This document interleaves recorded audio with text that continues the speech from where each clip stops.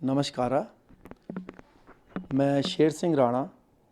मेरा जन्म रुड़की डिस्ट्रिक्ट हरिद्वार उत्तराखंड में हुआ, एक ज़मींदार फैमिली में। और वहीं पर ही मेरी शुरुआती पढ़ाई लिखाई हुई सेंट गैब्रियल्स एकेडमी में। उसके बाद ग्रेजुएशन मैंने देहरादून से किया। और जब मैं अपने ग्रेजुएशन के लास्ट ईयर में था तो फूलन हत्याकांड में मेरा नाम आया, जिसके कारण मुझे दिल्ली की तिहाड़ जेल में भेजा गया।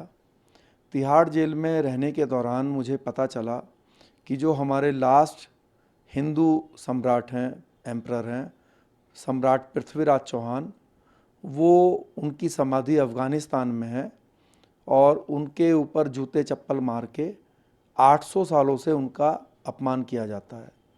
जब ये बात मुझे पता चली तो बहुत दुख हुआ और एक मन में निश्चय किया कि अफ़गानिस्तान से अपने लास्ट एम्परर की समाधि को वापस भारत लेकर आना है।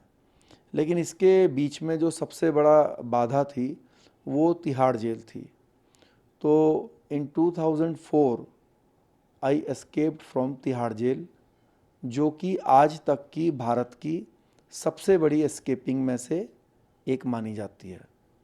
2004 में जेल से एस्केप होके फिर एक पासपोर्ट मैंने बनवाया, फेक पासपोर्ट। और उस पासपोर्ट पर सबसे पहले मैं बांग्लादेश गया। बांग्लादेश से दुबई होते हुए मैं अफ़गानिस्तान पहुंचा। सबसे पहले काबुल वहां पहुंचा और काबुल से फिर कंधार गया, गजनी गया, हेरात गया। और वहाँ पे जाके मैंने जो पृथ्वीराज चौहान जी हैं उनकी समाधि की खोजबीन की।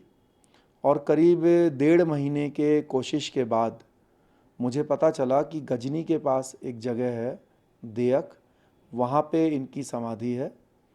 इस जानकारी के बाद मैं उस प्लेस पर पहुँचा और जैसा मैंने सुना था वैसा ही वहाँ पे पाया कि जूते चप्पल इनकी समाधि के ऊपर रखे हुए थे। और ये जो अपमान था ये कोई पृथ्वीराज चौहान जी या किसी कास्ट का नहीं था। देश का, भारत का, चाहे कोई भी कास्ट, कोई भी रिलीजन का व्यक्ति हो, ये सभी का ही अपमान था। तो उसके बाद फिर मैंने कोशिश शुरू की कि कैसे इसको खोद के वापस भारत लाऊं।